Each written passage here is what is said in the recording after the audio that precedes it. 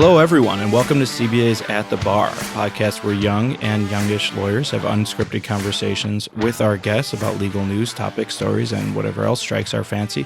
I'm your host, John Amarillo of Taft, Stettinius, and Hollister, and joining me on the pod today is Professor Geoffrey Stone. Professor Stone is the Edward H. Levy Distinguished Service Professor at the University of Chicago, where he joined the faculty in 1973 after serving as a law clerk to Supreme Court Justice William J. Brennan, Jr. He later served as Dean of the Law School and Provost of the University of Chicago as well. Professor Stone is the author of many books on constitutional law, too many to name for our purposes here today, but he had recently out The Free Speech Century, which dropped about 6 months ago, and coming out this fall is Democracy and Equality, Ensuring Constitutional Vision of the Warren Court. Professor Stone was appointed by President Obama to serve on the President's Review Group of the Intelligence and Communications Technology Committee, which evaluated the government's foreign intelligence surveillance programs in the wake of the Snowden leaks. He's the fellow of a number of institutions that, again, are too many to list for our purposes here today, but I assure you they're all very impressive. Professor Stone has written amicus briefs for constitutional scholars in a number of Supreme Court cases, including Obergefell, Whole Women's Health, Lawrence v. Texas, U.S. v. Windsor, U.S. v. Stevens, and Rasul v. Bush, so about half of the major constitutional cases in the last decade or so. He was also one of the lawyers who represented President Bill Clinton in the Supreme Court in the Clintons v. Jones case. Jeff, welcome to At the Bar. Thank you. Delighted to be here. I am delighted to have you here. So you are a First Amendment expert. I hope so. And this is a really interesting time to be a First Amendment expert in this country, perhaps more interesting than it has been for decades. One of the topics that I know is constantly in the news is the intersection of free speech, censorship, and social media. We see cases about government blocking popping up. One that comes to mind is Knight v. Trump, where I believe President Trump was sued because he was blocking critics from his Twitter page. Where does all of this go right now? I know that there was a ruling in that case in particular. I think the Southern District of New York District Court judge said that that was unconstitutional and permissible viewpoint discrimination. I don't think that's the only case. If I remember correctly, there was a Maryland governor who was sued for blocking critics from his Facebook page. But we have these ostensibly private pages, but they're available to the public to be viewed by the public, and they're owned, quote unquote, by public figures. Where's all this leading? Where do we draw the line? Well, there's a lot of issues that exist today about social media and how it affects the First Amendment. This is one of them. And the question essentially raised in these cases is when a public official uses, let's say, Twitter and invites millions upon millions of people to participate on his Twitter page, and then decides to exclude particular speakers because he doesn't like what they're saying, is that a government action that constitutes a violation of the First Amendment rights of the people who are excluded? And it's complicated because in many ways the president can act as a private citizen and can choose to publish articles or essays in some newspapers and not others. That doesn't violate the First Amendment. Can choose to give speeches for some organizations and not others. That doesn't violate the First Amendment. So the question is, when does a public official go from being a private individual in that capacity, where he has the ability and the First Amendment right to pick and choose what he's going to say, to whom he's going to say it, with whom he's going to speak, to actually becoming a government action, in which case the First Amendment does apply. And the issue in this case is whether by expanding the audience in the way that social media enables, the president can effectively still consider that private speech, or whether at that point he is actually functioning as a public official in a public space, and it becomes the equivalent of a public forum. So what are the considerations when we're considering the answer to that? I think basically the considerations are whether the public official has invited basically everyone to participate and then excluded a small number, rather than when they are inviting a selective group of people. So obviously, to say with the president, for example, if the president invites some people to come to the White House to hear a speech, he's being very selective in who he invites. And in that capacity, he's seen primarily as acting as either a private official or as a public official in a reasonable way, given the constraints under which he's operating. But when he does something like have a Twitter feed and let everyone else be on it, tens of millions of people and then excludes a handful, then the notion is he's acting in a much more discriminatory manner, and that does become a kind of public action that implicates the First Amendment. So that seems to be the critical dividing line. Whether you're simply inviting a small number of people to participate, where you have to be selective realistically, there's only room for so many people in the White House, or if you're going to do a book signing, you can't let everybody in the world come into the book signing. But if you're engaged in what essentially is a public event, then you cannot exclude private individuals from participating. So it would be as if the president had an inaugural ceremony which was open to everyone but 12 people. I think that's about how many showed up for his swearing in. Right. But that's I think the critical question that arises in these cases. So the mechanics of the social media can actually play a large part of what the answer to that question is, right? Like for Twitter, you can follow anyone, whereas Facebook, you have the option of setting up a private page that you have to allow people to join, or you could have a public-facing page that anyone can view. Exactly. And if it's a private page and you only allow your friends to view it, and you have a reasonably limited number of friends in the maybe even in the millions, then you can exclude lots of other people. Right. But if you admit everyone and then exclude only a handful, then it looks much more like you're creating a public forum and excluding people from it on the basis of their messages, and that's not constitutionally permissible. So that case, the Knight case, is on appeal before the Second Circuit right now. Do you think that's where the court's going to come down? I think it's probably where the court's going to come down. It is a novel question, and so it's not written in stone that that's how they'll decide the case. I should say, by the way, that I signed one of the briefs in the cases, so I was at least partly We've got involved the right in it. guy then. Well, I didn't write the brief; I just signed it. I was one of the constitutional law professors. So let's move on to private censorship, Jeff. Social media companies in particular have been pressured by governments and advocacy groups of late to censor the content that's available on their platforms more and more. Conservatives recently have been in the news because they've been up in arms about Facebook, for example, and Twitter, I believe, blocking Alex Jones, an absolutely crazed conspiracy theorist. I think President Trump recently called for an investigation of Google because he was peddling the idea that Google was suppressing news that was favorable to him. Are the same considerations in play when we're talking about private companies censoring? So from a First Amendment standpoint, no.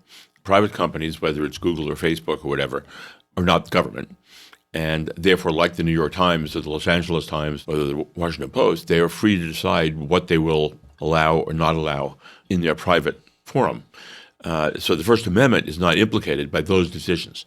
The more complicated question is whether government should intervene and either require or prohibit certain types of censorship in this private forum. When social media came into existence, the government decided to treat them very differently from, say, newspapers or radio shows or magazines. They are liable for what they allow private individuals to publish. Traditional media is. Yeah, right, in their venues. So if the New York Times publishes an op-ed written by a certain person, and the op-ed includes defamatory statements that are otherwise actionable, then the New York Times is liable for that because they permitted it to be put in their newspaper, and they made a choice to allow that. Because of the nature of social media, Congress enacted legislation when it came into existence that basically said that social media platforms like Facebook are not liable for what individuals put on Facebook. The idea was to allow the private individuals to put up whatever messages they wanted to be put up without having the platforms be intermediaries that would pick and choose or be required by law to pick and choose what would be included. So they were just treating it as a public square. Right. But the assumption was that they wouldn't actually exercise any kind of censorship. And now what's happening increasingly is partly due to public pressure and partly due to foreign law, which does not give the same immunity to these entities. They are increasingly excluding from their platforms speech that they find in various ways to be inappropriate, whether it's seen as hate speech or libelous or sexually inappropriate or whatever. And the more they do that, the more they begin to look like a newspaper or magazine. Right. And the more it becomes imaginable that the government would change the underlying law and make them legally responsible for whatever they permit to be on their platforms. So that's fascinating. Let's pick that apart a little bit. When you were talking about foreign governments pressuring these companies to introduce a level of censorship onto their platforms, I assume you're probably talking about like the EU, right?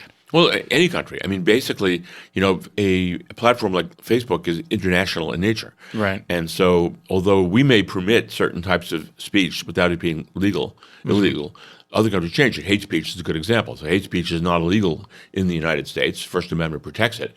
But in many other countries in the world, hate speech is illegal. Right. And they do not give immunity to the platforms. Right. And so if Facebook allows hate speech in Germany, they can be penalized for that. So they're required to exclude that in Germany. But the nature of social media is that it's essentially one unitary platform. Right. And so it's very hard to exclude in one country without also excluding in other countries. Because they're developing algorithms that search for this kind of content and then excluding based on those algorithms, and they can't set up those algorithms on a nation-to-nation basis, At least at the moment, they apparently can't do that very effectively, right? So does it become, I mean, I hate to use the term, but from a sort of traditional American First Amendment perspective, a race to the bottom? In some sense, yes. I mean, to the extent that Facebook does not want to be held responsible for including material on its platform that is illegal in any country, and if that determines then what can be put on Facebook anywhere in the world, then that's exactly a good analogy. It's a race to the bottom. And the challenge for Facebook is to try to figure out how to accommodate the rules of different countries without that becoming universal. And technologically, that's a real challenge. So you got into this a little bit, but where are we going with it? If companies are increasingly censoring themselves, or rather the people who are posting on their social media pages in order to comply with these laws, and they're increasingly becoming like traditional media in that sense, do you think that Congress will step in? And if so, in what capacity? How do you think they're going to react? Well, at one point, one can imagine that Congress would eliminate the immunity that social media platforms have from liability for allowing material to be included in the platform that violates defamation law or obscenity law or any other restriction on free speech, threats, and so on. And that would put great pressure on these platforms to begin screening everything the same way a newspaper does. Right. And that would be very costly for them to do that. And it's not clear the technology exists yet or the manpower exists yet to be able to do that. I was just thinking when you mentioned it, that sounds like the end of social media to me. Well, it would have a dramatic impact on the way in which social media currently functions in terms of giving individuals the kind of freedom that they now have to post whatever they like. And I don't think anybody wants to go there, but it is the only way to realistically solve the dilemma of people posting things that are illegal or otherwise thought to be undesirable. And Facebook worries about it not just as a legal matter, they worry about it as a public relations matter as well. Of course. They don't want people to stop using their platform because they are offended by the kind of material that Facebook allows. So it does pose a real challenge as we go forward, and it's not clear what the resolution will be. You mentioned earlier that we need state action in order for the First Amendment to be implicated. Is that 100% settled? I'm thinking back to my law school days, and you teach at a law school, so you know much, much better than I do. But I think it was there was a case, it was an Alabama case. Marsh v. Alabama. Marsh v. Alabama, right? Okay, where a company prohibited Jehovah's Witnesses, I think, from peddling religious pamphlets on company-owned streets, right? And the Supreme Court said the First Amendment was implicated there, even though there was no state action. So it was a company town in which the employees of the company lived in housing that had been constructed and owned by the company. And the court held in that case in the 1940s that it was the equivalent of a public downtown area. And that because the company had effectively created the equivalent of a public forum, that the First Amendment applied. Now, the Supreme Court has not gone anywhere with that in the years since, and it has not extended it to other facilities, and it's unlikely, not impossible, but unlikely that the court will go back in that direction. It is pretty well adhered to the principle that the Constitution only applies to those activities that are run by the government itself. But Marsh is a good example of a door the court opened tentatively, but then decided to close. And so far hasn't gone back there again. But if the logic was that this company had essentially created a public forum, it sounds very similar to what social media companies are doing, or at least the way Congress has viewed them thus far. Right. And some states, for example, have held under state law that a shopping center, for example, can be required to allow speech in the way that a public downtown area would be required to do so under state law. So the state of California has held that shopping centers can be required to allow people to distribute leaflets. And the Supreme Court has said that's constitutional for the state to require that. But that's still not the First Amendment requiring it. It's the state requiring it under state law, and the Supreme Court saying it was constitutional. So that's actually a perfect bridge to another question I had, which was, are our current constitutional standards up to the challenge that social media presents? In the past, if you wanted to spread hate speech, you had to do it in a fairly limited way. It was person-to-person interactions, perhaps publishing something in a newspaper, but the spread of it was slow. Now, I'm thinking back to an article I read in the New York Times a few weeks ago about how hate groups are proliferating in the United States, and that's largely driven by the ease with which they can organize and spread hateful messages and misinformation on the internet. Do you think that our current constitutional jurisprudence is, as I said before, up to the challenge, or do you think that we need to re-examine some of the doctrines? Well, there are two ways of looking at it. One of them is to say that social media is a boon for the principle of free speech because it enables individuals to convey their views in a way that enables them to reach a much larger audience than ever was possible. And that this is an important positive development in terms of having a robust marketplace of ideas. So it's like Brandeis says, we need more speech, not less. Right. And it enables people to reach more people and for individuals to hear more diverse views than they ever would have heard before. And from that perspective, this is a major step forward in terms of having a system of free expression. On the other hand, it obviously allows what many people would regard as bad speech. That could be speech that's not protected by the First Amendment, like, say, defamation of an individual, to be spread much more broadly. And that creates challenges that are in some ways more problematic than would have been the case under traditional means of communication. And it also raises the question whether speech that is held to be protected by the First Amendment becomes more harmful and more dangerous in a way that may call into question whether it is sensible to hold that speech to be protected. I think that's a better way of framing my question. Right. Well, hate speech is the example that may be most prevalent, or speech that advocates unlawful conduct, or terrorist speech, are all examples of situations where, under ordinary means of communication, the court has held that they either can't be restricted at all, or they can only be restricted if there's a clear and present danger of immediate grave harm. Right. But the ability to communicate those views so much more broadly on social media may mean that their capacity to cause a range of different harms is greater than one ever would have imagined 50 years ago.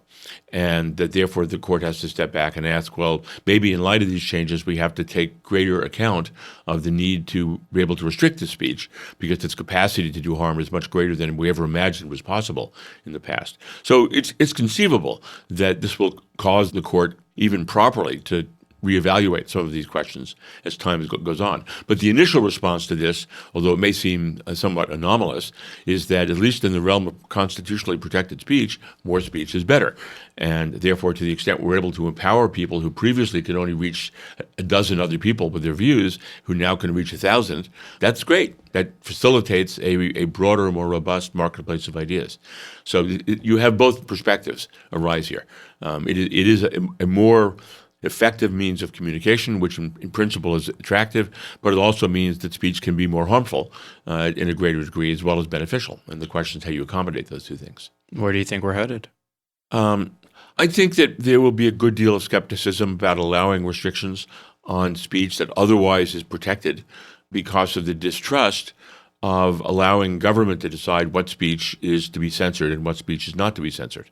So to the extent an entity like Facebook decides to pick and choose, they're a private entity and they're technically allowed to do that. To the extent the government says speech that previously was protected but now is going to be subject to criminal prosecution, that raises a more difficult question because it goes back to the issue of, do we trust the government to have that power? So consider false speech, which is a great example. Right. In general, the Supreme Court has held that false speech, even knowingly false speech, is protected by the First Amendment unless it expressly defames a specific individual or unless it is perjury or unless it's fraud. But if it's general false speech in public discourse, the court has basically said that the government cannot intervene and punish anyone for engaging in that speech. Now, that may seem weird, because there's no value in knowingly false speech.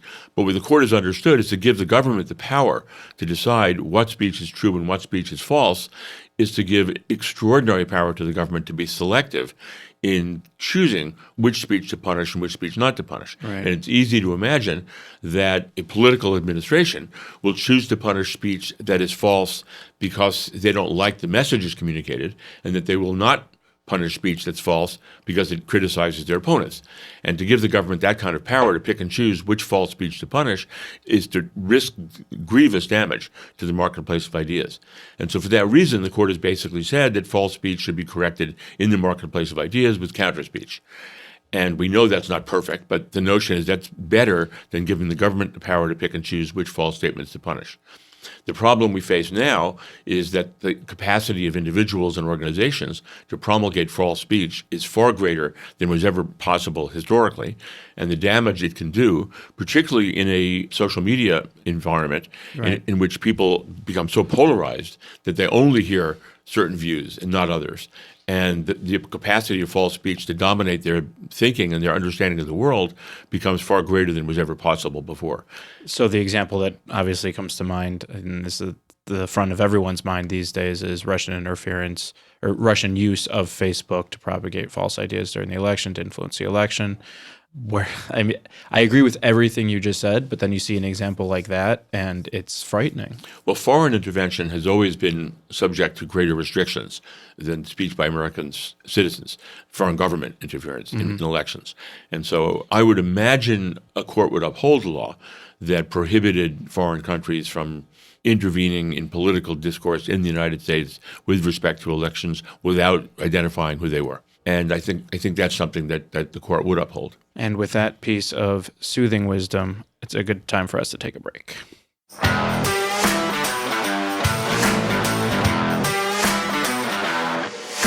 This episode of At the Bar is brought to you by courtfiling.net, your solution for filing in over 100 courts in the state of Illinois. Courtfiling.net provides a better e-filing experience, focusing on speed and ease of use in the e-filing process while quickly addressing the pains that can arise from a newly mandated process. Courtfiling.net is affordable and offers 24/7 phone, email, and chat support. Visit us at courtfiling.net to take advantage to receive 30 days unlimited free electronic filings and see why it's the best solution for your firm. Let courtfiling.net worry about your e-filing so you can get back to taking care of your clients.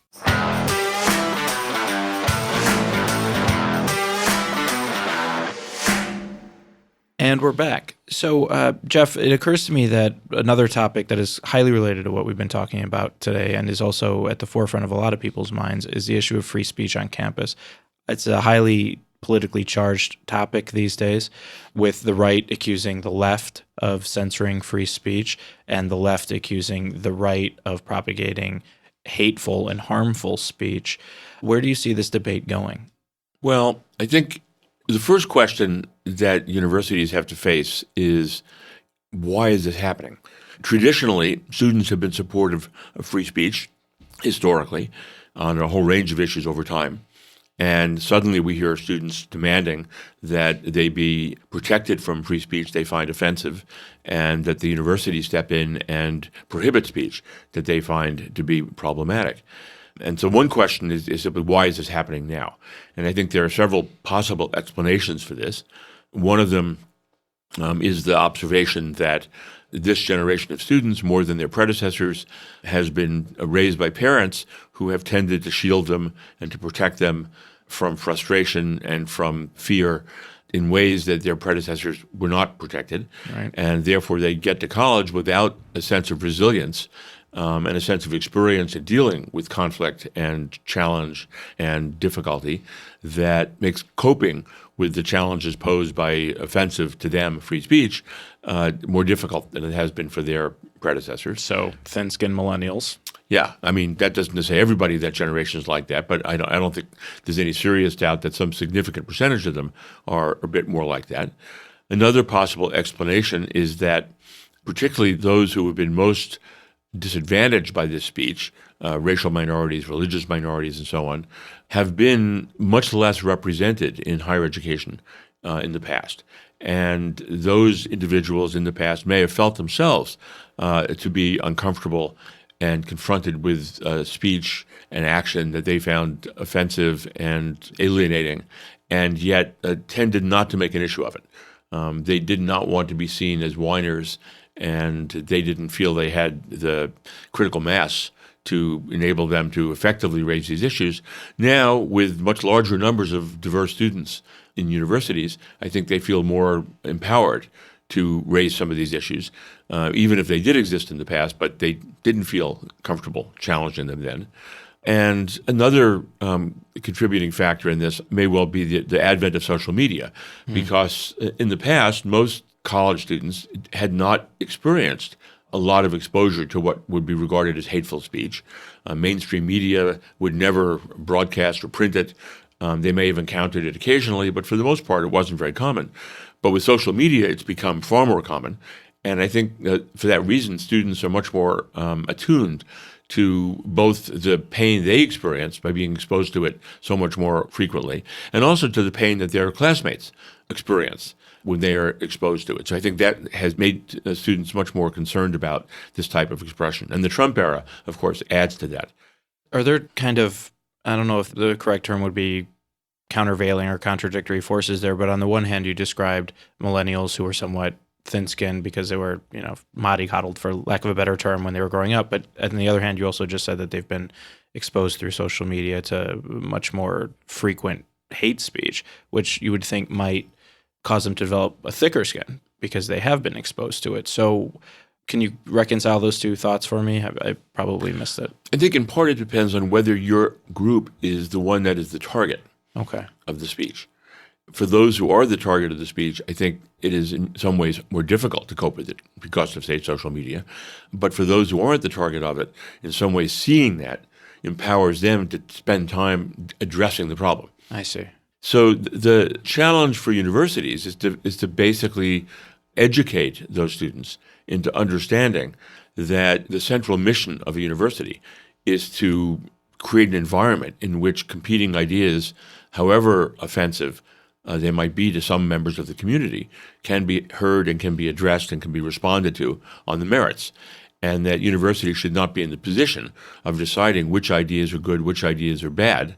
And part of the reason for that is the historical record suggests that universities, like governments, don't do that very well. Right. And if you look back over time, what you see is universities too often yielded to the pressure to silence speech, whether it was communist speech during the McCarthy era or anti-war speech during Vietnam or during World War I, or socially liberal speech about issues like slavery or women's rights or gay rights at different times in our history.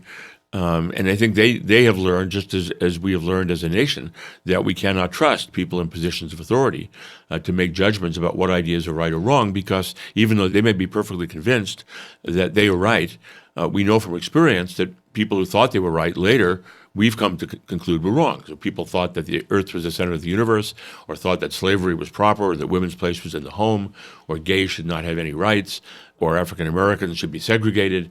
All of those views became over time, because we were able to discuss them and address them, we learned were wrong. And we as a society have changed our minds about them. And therefore, we have to be extremely reluctant to assume that the beliefs that we hold today are right, and that in the future, people might come to a very different conclusion if they're allowed to address them. And in fact, they may be right and we may be wrong.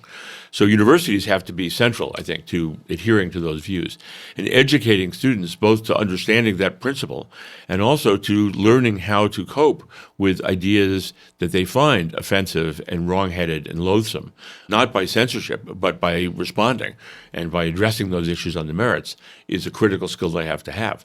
And the other thing is that universities are dominated in general by a community that is sympathetic to those students' views. Mm-hmm. But the real world does not. Right. And part of the responsibility of universities is to train students to be effective citizens of the real world.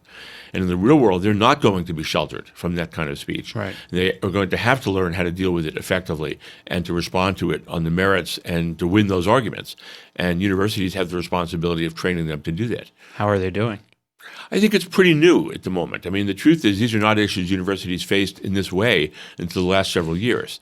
And so universities have attempted to both articulate a set of standards and principles to educate students about those values, and they've attempted in orientation programs and otherwise to give students the skills of addressing these questions. But it's still a new challenge, and I think the truth is universities are at the beginning of the process of learning how to address this. One of the interesting phenomena is that the number of these instances this year is far lower than it has been in prior years. And in fact, this year it's hard to think of a single instance across the nation that has gotten the attention that a dozen or 15 or 20 instances received in the last 2 or 3 years. That's a good point. And so an interesting question is, why is that so? And I think there are probably several reasons that explain that.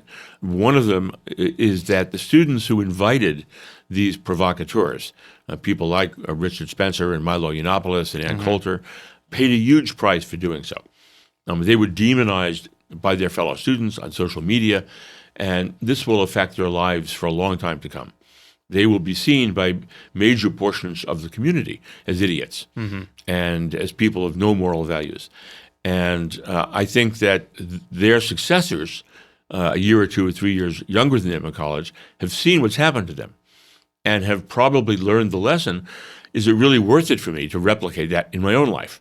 Right. And my guess is this is probably having an effect, and they're more reluctant to invite these speakers. And this is both good and bad. It's bad because this is a classic example of chilling effect. If they in fact have a right to invite these speakers, and they're not exercising that right because they're afraid of being penalized by the reactions of others, that's exactly one of the dangers that the First Amendment and the principle of free speech is designed to protect against. On the other hand, if it's true that inviting these speakers was really never meant to generate real, thoughtful debate, but only to be provocateurs to create chaos, then maybe it's not such a bad thing that they're not doing it. The other more positive possible explanation here is that those students who were most disruptive in the past, and the ones who engaged in various kinds of violence and disruption, in part in order to get visibility and celebrity for themselves and for their cause, have recognized that that's a terrible strategy, that what they were doing is actually empowering the speakers whose views they despised. Right. And turning them into famous people and getting them on cable news shows and enabling them to sell books. And that the right response to this, in fact, was not to engage in disruptive behavior, not to engage in violence, but to turn the other way and to have a protest, a peaceful protest, objecting to their presence, but not turn it into a news story. Then 20 people come to hear Milo Yiannopoulos. Nobody gives a damn. Right. Nobody knows that they're even there. That takes away the incentive for them to come to these campuses. And they win by making it go away, by not having this kind of a controversy. So I don't know to what extent either of those two factors has explained what we've seen this year, but I suspect it's what's going to happen going forward, and that much of the immediate controversy we're now talking about is not going to continue. Let's switch over to one of the other 1,000-pound gorillas in the room. We are getting closer to campaign season. I suppose we're always in campaign season these days, but the Democratic field for the presidency is starting to shape up a little bit. And one of the topics that's coming back into the news is campaign finance and campaign finance reform, and the intersection that has with First Amendment issues, particularly the rights of corporations after Citizens United to donate unlimited amounts of money to campaigns. Where do you come down on that? So traditionally, it was understood that government could regulate campaigns and the use of money in campaigns. The Supreme Court first addressed the issue recently in Buckley v. Vallejo and in the early 70s. And at that time, the justices held that individuals and corporations could be limited in the amounts they could contribute directly to a candidate, but were free to spend as much as they wanted. And what was interesting about that decision is that there were both liberal and conservative justices on both sides of the question as they tried to work it through. They did not see it as a particularly ideological, partisan question at that time. And what's changed in the 40 years basically since then is that the role of money in the political process has grown enormously. And the impact of money in the political process has grown enormously. And partly this is due to the advent of cable, the ability to spend far more money on social media and on cable than was ever realistically possible back in the 1960s. I mean, money mattered then, but it was not nearly as dominant as it is today. Right. And what we've seen happen over the years is a profound shift in the impact of money on partisan politics, both in the sense of the need for money to effectively have a campaign in order to get visibility and to have publicity among citizens, also in the sense in which candidates find the need to accede to the desires and demands of their supporters in order to get them to give money, and that corrupts in a very direct way the nature of the political process. And also the amount of time that political candidates and elected officials have to spend raising money and catering to their donors has taken a lot of the time and energy away from their actually performing their functions. Right. The consequence of this is that the role of money in politics has now had, I think, an increasingly devastating effect in terms of both enabling certain candidates with more resources to increase substantially the probability of winning, and also corrupting their independence as people who are supposed to represent the people rather than the donors. And these are really, I think, dangerous impacts on public discourse. And what's happened in the Supreme Court is we've now come to see a pretty sharp partisan divide in the court on the issue of campaign finance. The democratically elected justices, or the more liberally inclined justices, even if appointed by Republican presidents, like John Paul Stevens or David Souter, have tended to be much more open to regulations of campaign spending, both by corporations and by wealthy individuals. And the Republican partisan justices have tended to become much more extreme in their invocation of the First Amendment, restricting these regulations. And we now have on the Supreme Court a very partisan division on these issues, where the Republican-appointed justices invalidate virtually every restriction on campaign finance, and the democratically appointed justices tend to be inclined to uphold them. And one way of looking at that is that the use of vast amounts of money has clearly predominantly benefited Republicans. And by the way, I should say it's less from corporations, interestingly, than it is from wealthy individuals. Corporations do give substantial contributions in order to further their ends, but corporations generally tend not to want to be identified as ideological. Right. There's some accountability there. Right. And so they tend to be more cautious about the extent they are partisan in their support of particular candidates. But the billionaires have now taken over a lot of this process. And a relative handful of extremely wealthy individuals are giving a very substantial portion of all the money that is being made available to political candidates. And that gives them an extraordinary amount of ability to dictate what those candidates will do and what they won't do. So one of the solutions that's been proposed in the wake of Citizens United is unlimited disclosure. You just completely open up all the campaign's books and let's see who's doing the donating. And that sort of feeds into what we were talking about before, I suppose, in terms of, the solution being more speech, not more restricted speech. If we agree that money is speech as a assumption underlying the debate, I suppose. But if that process is, as you say, being driven by billionaires, they're not going to care, I would suspect, about those kind of disclosure laws because they're going to be out, loud and proud about their donations, as so many of them are. Well, part of the hope of the disclosure argument is that the public will care. Because they will now be able to be informed of how much money X, Y, or Z gave to a particular candidate. But I think we're past the point where disclosure laws, A, are going to be enacted, at least in the federal government, because Republican politicians will never support that. And B, even if they are, it's not clear the Supreme Court would uphold it, given the current makeup of the court. So I think we face a really severe dilemma. Why wouldn't the Supreme Court support disclosure laws? If they're equating money to speech, right? And speech, if you go back to the founders and take an originalist viewpoint of everything, speech was standing up in the public square on a soapbox and telling the public what you thought, right? The public could see you. They knew who you were. And there was some accountability there. Now, in my head, as I'm thinking about this, I'm thinking about Thomas Jefferson and the Aurora and all that kind of thing. So I suppose that undermines my point a little bit. But before, when we were talking about the vision of the founders, I suppose, there was that accountability. So, and the disclosure laws would bring that kind of accountability back into the mix. So what would the ideological or legal grounds be for the Supreme Court opposing those kinds of laws? The legal argument would be that disclosure chills free speech. So a long time ago, the court held that there is a First Amendment right, for example, to distribute anonymous leaflets without identifying yourself. The concern is chilling effect. And the concern is that individuals will be reluctant to state their positions on certain issues, even if they believe them to be true, because they will be in one way or another demonized if they do so. And so the court has held that there is a constitutional right to anonymous speech. Whether that applies to money at a high level shouldn't be the case, in my view. But again, I think this has now become a partisan issue.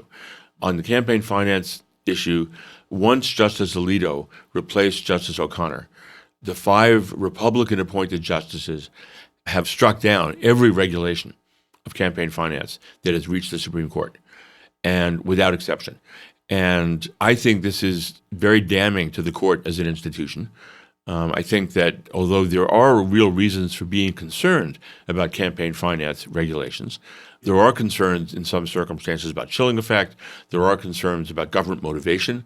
If the government is adopting restrictions on campaign finance because the elected officials are trying to manipulate who can spend money and who can't spend money because the limitations benefit their party, that's something courts have to be concerned about. So there are legitimate issues about the regulations in this context. But at this point, I think that the role of money has gotten so extreme and so out of hand that the kind of regulations that the court has invalidated in recent years really make a lot of sense and should have been upheld.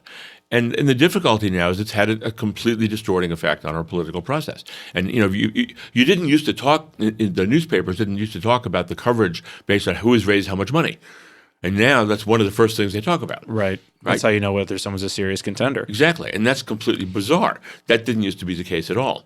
So I think this is an area where the court has failed completely, ironically, to allow regulations on speech. I mean, traditionally, you look to the court to hold unconstitutional restrictions on speech because you don't trust the government to do them. And that is a good presumption. But in this context, what we've seen is that these restrictions are designed themselves to create predictable outcomes of the political process that are designed to manipulate that process in ways that are directly incompatible with a real democracy. So we've got a serious problem. Any hope in sight? Not without a change in the makeup of the court, in my opinion. And that's not likely for a while. For a long time. Yeah. And that depressing point of wisdom is probably a good place for us to take our second break.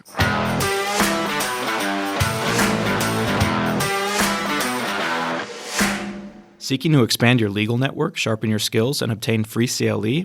Unless you plan on being a professional failure, that's probably a good idea.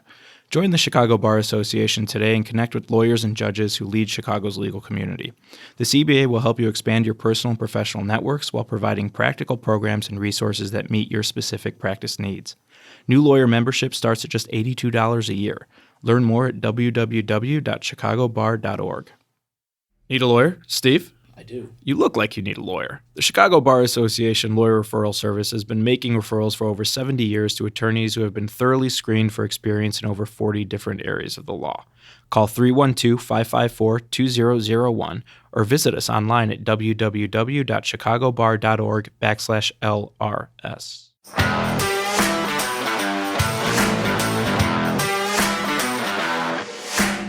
And we're back. So, Jeff, we're going to end the episode on a slightly lighter note than the way we ended our last segment, playing Stranger Than Legal Fiction. The rules are really simple. I've done a little bit of research and found a law that is strange and still in the books, but probably shouldn't be. And then I just made another one up on my walk over here this morning. And your job is to distinguish strange legal fact from fiction. Are you ready to play? I am ready. Okay. So, option number 1. It is illegal in Colorado. Is it legal? Illegal in Colorado for one person to have or gather more than 20 helium-filled balloons at any one time. So you can't hold more than 20 helium-filled balloons. That's option number 1. Okay. Option number 2, it is illegal in Idaho, expressly illegal, I should say, in Idaho to commit an act of cannibalism. What do you think? I would guess that the Idaho law is the real law. Why is that? Well, because most states have laws against cannibalism. Most states don't. Really? Yeah. You sure? I am. That's fascinating. I would have thought they did. But in any event, that seems to be the more logical law. Now, The helium law is so crazy, it's probably the one that's real. So I'm going to go with that. Your first instinct was correct. Oh, damn. Yeah. Well, I was just, as I was reading that out, I was thinking, where was the Donner Party? Was that Idaho? What state was that? remember. Or Utah? It was around Utah, there. yeah, it was Utah? Utah. Okay, Utah. so maybe that could be the origin of it. You're right. Cannibalism is not illegal in most states? From what I could see, no, it isn't. They approach it through other laws and health codes, but there's no statewide statute on the books banning cannibalism in most states. That's interesting. I would have guessed otherwise. I mean, it seems like it should be. Yes. But yeah, I don't know. Maybe there's First Amendment issues there with religious practice. Right. And that's going to be our show for today. I want to thank our guest, Professor Geoffrey Stone, for a fascinating discussion. I also want to thank everyone here at the CBA that makes this machine run, including our executive producer, Jen Byrne, Ricardo Islas on sound, and everyone at the Legal Talk Network. Please rate and review us on iTunes, Apple Podcasts, Google Play, Stitcher, or wherever you download your podcasts. It helps us get the word out. You can also leave comments, show ideas, or just troll us on Facebook, Instagram, or Twitter at CBA at the Bar, all one word. And that's going to be our show for today. We'll see you soon at the bar.